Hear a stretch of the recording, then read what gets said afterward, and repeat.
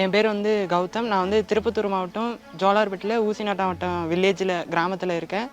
நான் வந்து இப்போ நான் முதல்வனில் ரெசிடென்ஷியல் இது கோச்சிங் கொடுத்துருந்தாங்க எஸ்எஸ்சி ரயில்வே பேங்கிங்கில். அதில் வந்து ஸ்ரீவில்லிபுத்தூரில் ஜாயின் பண்ணி படிச்சுட்டு இருந்தேன். அங்கே படிக்கிறப்ப நான் ஐபிபிஎஸ் பிஓ இந்தியன் பேங்க்கு ப்ரொபேஷனரி ஆஃபீஸராக செலக்ட் ஆகி இப்போ ஜாயின் பண்ணியிருக்கேன் இந்தியன் பேங்க்கில். எங்கள் ஊர் வந்து ஊசிநாட்டம் வட்டம். இங்கே இருக்கவங்க மோஸ்ட்லி எல்லோரும் வந்து கூலி வேலை தான் செய்கிறாங்க. அப்புறம் எல்லாம் விவசாயம் செய்கிறாங்க, பீடி சுற்றுவாங்க, அந்த வேலை தான் செஞ்சிட்ருக்காங்க.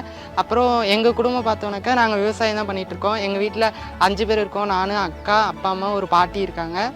அப்புறம் நான் வந்து இங்கே ஸ்கூல் இங்கேயே தான் படித்தேன், உள்ளூர்லேயே இன்ஃபென்ட் ஜீசஸ்ன்ட்டு. அதுக்கப்புறம் காலேஜ் வந்து நான் அக்ரி, எங்கள் அப்பா விவசாயம் பண்ணிகிட்டு இருந்த தொட்டு அக்ரியில் கொஞ்சம் ரொம்ப இன்ட்ரெஸ்டடாக இருந்த தொட்டு அக்ரிகல்ச்சர் படிக்கணுன்ட்டு சேர்ந்துருந்தேன். அண்ணாமலை யூனிவர்சிட்டி சிதம்பரத்தில் கவர்மெண்ட் சீட்டில் அக்ரிகல்ச்சர் படித்தேன். நான் பாஸ் அவுட் ஆனது வந்து 2023 பேட்சில் பாஸ் அவுட் ஆனேன். சரி, அதுக்கப்புறம் ஏதாச்சும் வேலைக்கு போகணும் அப்படின்ட்டு ஃபேமிலி சுச்சுவேஷனுக்கோசரம் பேங்கிங்கு படிப்போம், அதில் ஏஎஃப்ஓ அக்ரிகல்ச்சருக்கு ரொம்ப முக்கியமாக இருக்கும் அப்படின்றதுக்கோசரம் சரி ஏஎஃப்ஓ மட்டும் வேணாம், எல்லா பேங்க் எக்ஸாமும் ட்ரை பண்ணலாம் அப்படின்றதுக்கோசரம் எல்லா பேங்க் எக்ஸாமும் ட்ரை பண்ணிகிட்டு இருந்தேன். வீட்லேயே தான் உட்காந்து படிச்சுட்டு இருந்தேன். ஸோ அப்புறம் ஃபேமிலி சுச்சுவேஷனால் வேலைக்கு போனோம். அந்த இடத்துல இந்த மாதிரி நான் முதல்வன் ஸ்கீம் இருக்குது அப்படின்ட்டு தெரிய வந்து எஸ்எஸ்சி ரயில்வே பேங்கிங்க்கு கோச்சிங் தராங்க. ரெசிடென்ஷியலோட 24/7 லேப் ஃபெசிலிட்டி, ஃபுட்டு, அக்காமடேஷன் எல்லாமே கவர்மெண்ட் சைட்லேருந்து ஃப்ரீயாக பண்ணி தரேன்னு சொல்லியிருந்தாங்க. ஸோ அந்த மாதிரி அந்த என்ட்ரன்ஸ் எக்ஸாம் இருக்குதுன்னு ஒரு ஃப்ரெண்டு மூலிமா தெரிய வந்தது. ஸோ அதுக்கப்புறம் அந்த எக்ஸாம் எழுதினேன். அந்த 1000 பேரில் நான் செலக்ட் ஆனதே எனக்கு ரொம்ப ஹாப்பியாக இருந்தது. ஸோ அதுக்கப்புறம் அங்கே மதுரையில் ஸ்ரீவில்லிபுத்தூரில் போயிட்டு அங்கே நான் முதல்வன் ஸ்கீமில் படிச்சுக்கிட்டு இருந்தோம். அங்கே வந்து ஒரு எக்ஸாம், பேங்க் எக்ஸாம், காம்படிட்டிவ் எக்ஸாமோட ரியாலிட்டி நான் தனியாக படிக்கும் போது இல்லாமல் அங்கே வந்து எனக்கு நிறையா தெரிஞ்சுது. எவ்வளோ காம்படிஷன் இருக்குது, ஒரு எக்ஸாம் எப்படி அப்ரோச் பண்ணணும். அங்கே அதே மாதிரி அவங்க நான் முதல்ல வந்து நிறைய மெட்டீரியல்ஸ் கொடுத்தாங்க, மார்க் டெஸ்ட் எல்லாம் கண்டக்ட் பண்ணாங்க. டெய்லியும் டெஸ்ட்டு ஒரு ஷெட்யூல் மாதிரி போட்டு இதை ஃபாலோ பண்ணுங்கள், இந்த மாதிரி ஃபாலோ பண்ணோம் அப்படின்னாக்கா நம்ம எக்ஸாமை ஈஸியாக கிளியர் பண்ணுறதுக்கு யூஸ் ஆகும் அப்படின்னு சொல்லியிருந்தாங்க. நான் முதல்வன் ஸ்கீமில் வந்து நிறைய பெனிஃபிட் இருந்தது. நான் வந்து ப்ரிலிம்ஸு எல்லாமே ஈஸியாக, நான் ப்ரிலிம்ஸு கிளியர் பண்ணுற அளவுக்கு நல்லா அங்கங்கே யூடியூப் சேனல்ஸில் தேடி படிச்சிருந்தேன். ஆனால் மெயின்ஸ் எப்படி கிளியர் பண்ணணும் அப்படின்ட்டு ஒரு எக்ஸாமில் மெயின்ஸ் தான் கிளியர் பண்ணணும். மெயின்ஸ் கிளியர் பண்ணி இன்டர்வியூ போகணும். ஸோ மெயின்ஸை எப்படி அப்ரோச் பண்ணணும், எதெல்லாம் ஸ்கோர் பண்ணணும் அப்படின்ட்டு நான் முதல்லாம் அங்கே இருந்த ஸ்டாஃப்ஸு, மென்டார்ஸ் எல்லாம் நிறையா சப்போர்ட் பண்ணாங்க. எதெல்லாம் ஸ்கோர் பண்ணணும், எதில் நம்ம வீக்காக இருக்கோன்னு ஃபஸ்ட்டு அனலைஸ் பண்ணணும், அதுக்கப்புறம் அதிலேருந்து எப்படி நம்ம பூஸ்டப் ஆகணும் அப்படின்னு சொல்லி கொடுத்தாங்க. ஸோ மெயின்ஸை கிளியர் பண்ணுறதுக்கு அது ரொம்ப யூஸ்ஃபுல்லாக இருந்தது.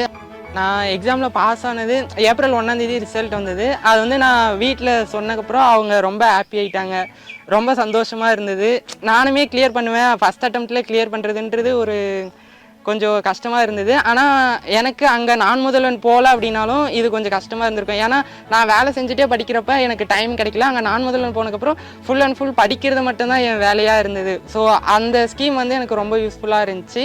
அதே மாதிரி இந்த ஸ்கீம்னால் வந்து நிறைய கிராமத்தில் இருக்கவங்க வந்து பெனிஃபிட் ஆகுறாங்க. நான் வந்து எங்கள் வீட்டில் கோச்சிங் கிளாஸ் சேர்த்து விட அந்தளவுக்கு பெருசாக காசு இல்லை, அந்தளவுக்கு வருமானமும் இல்லை. ஸோ அதனால் நான் அடுத்து வேலைக்கு போனால் தான் எங்கள் ஃபேமிலியே பார்க்க முடியும் அப்படின்ற சிச்சுவேஷன் இருந்துச்சு. ஸோ அப்போ இந்த ஸ்கீம் வந்து எனக்கு ரொம்ப யூஸ்ஃபுல்லாக இருந்துச்சு. நான் வந்து வேலைக்கு போயிட்டே படிச்சிருந்தேன்னா கொஞ்சம் லேட் ஆகிருக்கும், ஒரு 2-3 வருஷம் ஆயிருக்கும். இதில் வந்து கவர்மெண்ட் சைட்லேருந்து இந்த ஸ்கீமில் ஒரு 6 மாதத்துக்கு படிக்கிறதுக்கு மட்டுமே எல்லா ஃபெசிலிட்டியும் செஞ்சு கொடுத்தாங்க, சாப்பாடு, தங்குற இடம்லாம். ஸோ இதே மாதிரி நிறையா கிராமத்தில் நிறைய பேர் இருக்காங்க கஷ்டப்படுறவங்க.